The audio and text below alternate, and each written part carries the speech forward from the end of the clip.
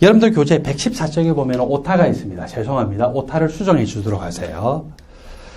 약염기에다가 강산을 첨가하게 되면은 여기 강한 놈이 약한 놈 죽이고도 결국 그 강한 놈의 성질이 약하게 나타나는데 약산성이라고 했죠. 근데 여기 보니까 약염기성이라고 잘못 표기가 됐어요. 히드로늄 이온이 이 부분적으로 더 생성되어 있기 때문에 약염기성이 아니라 약산성입니다. 여러분들 교재 115쪽에 4번 다양성자산. 여기서는 다양성자산이 어떤 양성자산인지는 모르지만 탄산이라고 생각하셔야 되고 또는 다른 어떤 이양성자산이라고 생각하셔야 됩니다. 이 이양성자산에 Ka1이 1.6 곱하기 10의 마이너스 5승, Ka2가 1.6 곱하기 10의 마이너스 10승으로 나타나져 있는데요. 최초 상태에서는 저 이양성자산의 형태로 나타나 있죠. 여기다가 NaOH를 첨가해서 첫 번째 당학점에 도달하면은 HX-1가 상태가 되고 또 여기다가 NaOH를 더 첨가해서 H 플러스 더 뺏기게 되면은 두 번째 당량점에서는 X-2가가 되겠죠. 여기가 첫 번째 당량점 상태, 여기가 두 번째 당량점 상태가 될 겁니다. 최초 상태에서 첫 번째 당황점 상태로 가다 보면은 이 물질에서 H 플러스가 점점 떨어져서 HX-1가 상태가 되죠. 서로 짝산짝꿍기 관계인데 요것들이 서로 공존하게 되고 여기 첫 번째 당황점 쪽으로 가면 갈수록 H2X의 농도는 감소하고 HX-1가의 농도는 증가가 되어서 여기 첫 번째 당황점에서는 거의 100% 가까이 HX-1가 상태. 첫 번째 당황점에서 또 NaOH를 첨가하게 되면은 H 플러스 떨어지면서 X-2가에 가까워지게 되고 요 두 개가 공존하는 그런 완충 용액이죠. 그래서 여기서는 H2X와 HX-1가가 공존하는 완충 용액, 그리고 여기에서는 HX-1가와 X-2가가 공존하는 완충 용액. 첫 번째 당황점에 도달하기 전에 2분의 1 당황점에서는 앞에서 했던 원리에서 핸델의 사슬 방식에 의해서 pH 값이 pKa1, 그리고 첫 번째 당황점과 두 번째 당황점 사이에서의 2분의 1 지점에서는 또 핸델의 사슬 방식에 의하면 pKa2가 되고요. 이 이양성자산의 첫 번째 당황점에서의 pH 값은 2분의 pKa1 더하기 pKa2로 계산이 됩니다. 마지막 당량점은요, 쉽게 계산할 수 있는 공식이 없어요. 세 단계를 거쳐야 계산할 수 있고, 그 내용들이 여러분들 교재 115쪽에 제일 마지막에 나와 있으니까 그 내용들을 보도록 하세요. 거기에 뭐라고 표현되어 있냐면은 마지막 당점에서 X-2가만 있죠. X-2가는 뭐로만 작용할 수 있어요? 염기로만 작용할 수 있고 약염기입니다. 약염기만 존재할 때는 그때 뭐를 구할 수 있습니까? 수산화이온의 농도는 루트 KB 곱하기 저것의 초기 농도 해서 구할 수가 있고요. 그렇게 해서 수산화이온의 농도를 구하면은 수산화이온의 농도로부터 pOH 값을 계산할 수 있죠. 만약에 25도씨라고 생각하면 pH 값과 pOH의 합이 14.0이기 때문에 pOH가 계산됐으면 pH 값을 계산을 할 수가 있겠죠. 그래서 이런 과정을 거쳐서 여러분들 교재 115쪽 제일 마지막에 표기가 되어 있습니다. 여러분들 교재 116쪽 12번째 섹션입니다. 여기서는 어떤 정해져 있는 pH 값에서의 화학종의 분율이 얼마냐라고 하는 것을 나타내고 있는데, 아세트산이 앞으로 다시 돌아가 볼까요? 아세트산으로 돌아가서 이 아세트산에다가 강염기를 첨가하면 pH 값이 점점 커지면서 아세트산 이온 쪽으로 변화가 되고 있죠. 자, 이렇게 X축을 보는 것이 아니라 이번에 Y축을 보면은요, 거꾸로 pH 값이 크면 클수록 아세트산에서 아세트산 이온으로 더 변화가 되고, 따라서 pH 값이 크면 클수록 아세트산의 분율은 감소하고 아세트산 이온의 분율은 커진다는 거죠. 그래서 다시 여러분들 교재 몇 페이지 일반학 116쪽으로 가서 이 116쪽의 내용에서 pH 값이 작으면은 아세트산 분자로 존재하고 아세트산 분자의 분율이 1입니다.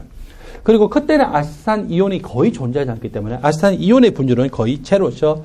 pH 값이 여기서는 X축으로 표현되어 있어요. pH 값이 커지면 커질수록 아세트산은 이온화가 되면서 점점 아세트산 이온으로 바뀌고, 이 아세트산 이 H 플러스를 떼내는 만큼 아세트산 이온이 점점 증가하다가 언제가 됐을 때 두 개의 농도가 같아지나요? 바로 2분의 1 당량점이죠. 그래서 2분의 1 당량점에 딱 도달하게 되면은 그 두 개의 분율이 같아요. 이거는 우리가 핸델에서 하셀바흐식을 통해서 구할 수가 있었죠. 그래서 이 두 개가 각각 이 분율이 0.5가 되면은요, 그때 두 개가 정확하게 이제 같아지는데, 그게 바로 2분의 1 당량점. 2분의 1 당량점에서는 pH 값이 얼마라고요? pKa 값이죠. 그래서 pH 값이 pKa가 되면은 각각이 50%씩 존재한다. 각각의 분율이 0.5가 됩니다. 여기에서 pH 값이 더 커지게 되면은 아세트산은 더 이온화가 되어서 아세트산의 분율은 점점 감소하고 아세트산 이온의 분율은 점점 커지게 되겠죠. 그래서 이런 그래프. 아세트산은 1양성자산이기 때문에 이렇게 이 그래프가 심플한데, 이제 탄산처럼 2양성자산이 되면은요, 이거보다는 조금 더 복잡해지겠죠. pH 값이 굉장히 작을 때는 탄산 분자의 형태로 주로 존재하고 있었습니다. 여기서 pH 값이 커짐에 따라서 탄산 분자가 이온화가 되면서 이 탄산 분자의 분율이 작아지겠죠. 그때 이것이 H+를 떼내는 만큼 탄산 수소 이온이 점점 증가가 되고, 언제일 때 핸델에서 하셀바흐식에 의하면은 pKa1일 때 두 개의 분율이 각각 0.5가 됐어요.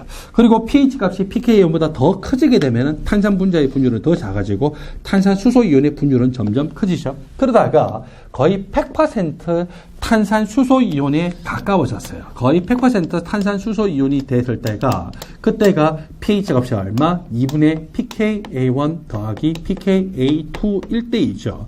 여기서 또 pH 값이 더 커지게 되면은 이제 탄산 수소 이온이 탄산 이온으로 이온화가 되는 반응이 본격적으로 일어나죠. 그래서 이렇게 해서 분율이 감소되고, 그것에 짝염기의 분율이 점점 증가해서 여기가 바로 두 번째 당황점이죠. 자, 이렇게 이 양성자산에 대해서 X축을 pH로 놓고 pH 값이 변화됨에 따라서 이 화학종들의 분율이 어떻게 되는가를 보는 이 그래프에서는 중요한 지점이요.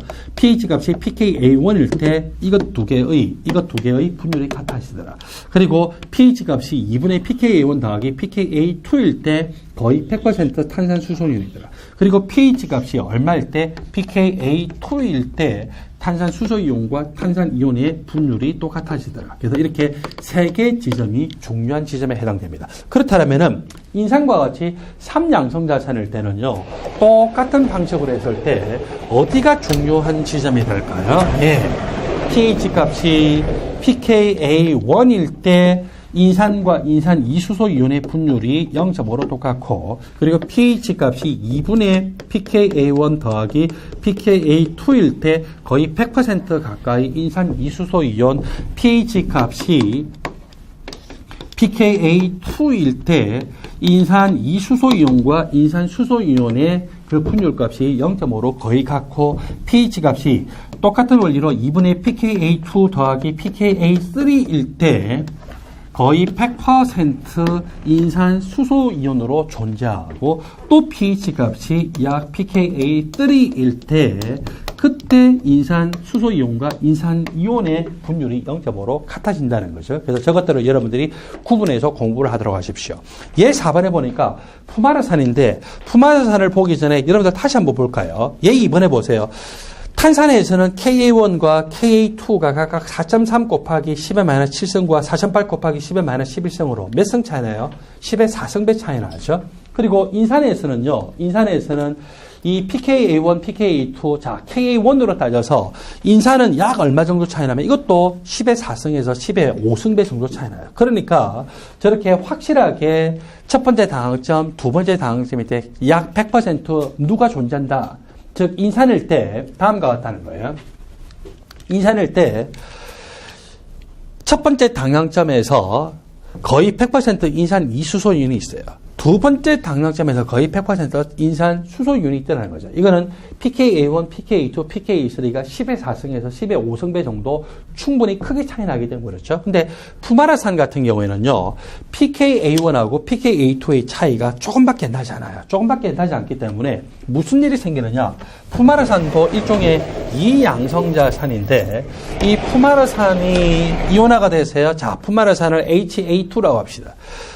pH 값이 작을 때는 강산정 조건이니까 H 플러스 두 개 모두 결합되어 있고, 여기서 염기 NaH를 첨가하게 되면 점점 이온화가 되면서 H2 H2A의 농도가 감소가 될 때 그것의 짝음기인 HA-1가의 농도가 증가가 되죠. 그러다가 HA-1가 농도가 거의 어때요? 100%에 가까운 첫 번째 단점을 도달해야 되는데 그렇게 되기도 전에 이미 이제 pH 값이 커지면서 요거의 짝염기인 뭐가 돼요? A-2가의 농도가 폭동적으로 증가되기 시작하죠. 그래서 100% 가까이, 즉 분율이 1에 도달하지도 못하고 이렇게 꺾이게 되더라. 그래서 이건 왜 그러냐면은 바로 pKa1과 pKa2의 차이 값이 작기 때문에 그렇다는 거죠. 여기도 분율 값이 0.5, 0.5인 것이요. 각각 pKa1과 pKa2의 차이, pKa2고 pKa1과 pKa2의 차이가 약 1.5밖에 안 난다는 것은 KA1과 KA2가 10에 1.5성 정도밖에 안 돼요. 그러면은 그것은 한 10배에서 100배 사이니까 수십 배밖에 차이 안 나죠. 10,000배 또는 10만 배, 10의 4성에서 10의 5성배 차이가 나는 것이 아니라 그 차이가 작기 때문에 저런 현상을 보이더라는 것입니다. 여러분들 교재 116쪽에 보면은 2번 전기 전도도에 대해서 나타내줍니다. 수용액 중에서 이온들은 자기가 플러스인 경우에는 마이너스 극으로 이동해서 전기가 잘 통하게 만들고 자기가 마이너스 이온인 경우는 플러스 극으로 이동하면서 전기가 잘 통하게 만듭니다. 특별히 이온들 중에서도 이렇게 수소 이온하고 수산화 이온은요, 독보적으로 다른 어떤 이온보다도 이 이온의 이동도가 높아서 전기 전도도가 훨씬 더 높더라는 것이죠. 그래서 이 전기 전도도를 가지고서 산염기 중화 반응에 관한 그 그래프를 여러분들이 또 그릴 수가 있는데, 먼저 여러분들 다음 페이지로 117페이지에 기억의 그래프를 볼까요? 기억의 그래프는 최초 상태에서 HCl이었어요. 100% HCl이면 HCl은 강산이기 때문에 100% 이온화되죠. H+의 농도가 굉장히 높기 때문에 전기 전도도 높았죠. 여기다가 NaOH를 첨가하면은 NaOH에 의한 수산화 이온이 H+와 반응하면서 H+를 없애고 전기 전도도가 높은 H+를 없애기 때문에 전기 전도도가 거의 전형적으로 감소가 돼요. 그렇게 해서 정확하게 1대1로 반응했어요. 1대1로 반응하면은 HCl의 H+가 다 사라졌죠. 물론 NaOH의 수산화이온은 들어오는 대로 다 반응했기 때문에 다 물로 되겠어요. 그렇지만 누가 아직 남았어요?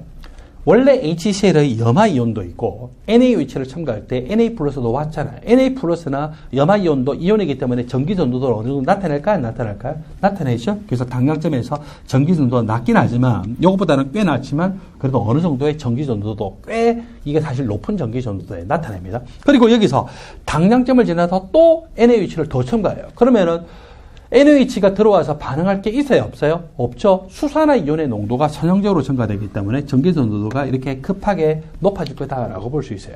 아세트산, 최초 상태에서 100% 아세트산이 약산이기 때문에 이온화가 조금밖에 안 되죠. H+가 있어도 조금밖에 없어요. 따라서 전기 전도도가 꽤 낮겠죠. 그런데 여기다가 NaOH를 첨가를 해서 당량점에 도달을 하게 되면은 이 어느 정도의 전기 전도도를 나타내고 여기서 또 더 NaOH를 첨가되면은 그 수산화 이온 때문에 전기 전도가 꽤 높게 나타날 거예요. 왜 여기서 이 NaOH를 첨가함에 따라서 전기 전도도 낮아지다가 약간 상승하느냐면요. 이때는 전기 전도도 너무 낮은데 아세트산 자체는 너무 이온화가 안 돼요. H+가 약간 있기 때문에 그것 때문에 전기 전도가 통하고 아세트산 이온은 있어도 전기 전도도에 아주 크게 기여를 하지 못하죠. 그런데 NaOH를 첨가하게 되면은 NaOH의 수산화 이온이 아세트산의 H+를 없애기는 없애지만 수용액 중에 누가 남아요? 바로 NaOH의 Na+ 이온과 아세트산 이온이 남기 때문에 그것들이 증가되기 때문에 이렇게 전기 전도도 높아지죠. 물론 이것보다는 이제 당량점을 통과하게 되면은 전기 전도도 굉장히 가파르게 올라갈 수가 있습니다. 이렇게 해서 생각해 보면요, 티귿의 경우는 여기서 여기까지만 딱 봤을 때는 HCl이 NaOH와 반응하면서 전기 전도가 뚝뚝뚝 떨어지죠. 그리고 그 다음에 요 내용들을 봤더니 여기 이 다음의 내용들은 바로 뭐하고 똑같아요? 니은에 있는 아세트산 수용액에다가 NaOH를 첨가한 거하고 똑같죠. 그러므로 이 수용액은 HCl 수용액이 아세트산과 함께 혼합이 돼 있고 처음 NaOH를 넣으면은 이까지는 HCl을 없애는 만큼 사용된 NaOH. 그 다음에 여기서 여기까지는 어때요? 바로 아세트산을 없애는 만큼 NaOH가 들어왔고 이렇게 생각하면 HCl이 더 많아요? 아세트산이 좀 더 많은 수용액이에요? 아세트산이 HCl보다는 더 모을 수가 많다는 걸 같은 용액 중에 있으니까 모을 농도가 더 큰 그 산성 수용액이겠구나, 혼합 수용액이겠구나라고 생각할 수 있죠. 페놀 자체는 워낙 수용액 중에서 이온화가 안 되는 약산 중에서도 너무나도 약산이기 때문에 아세트산보다도 더 최초 상태에서 전기 전도도가 낮게 나타날 수가 있습니다. 여러분들 교재 117쪽에 3번 내용을 봅시다.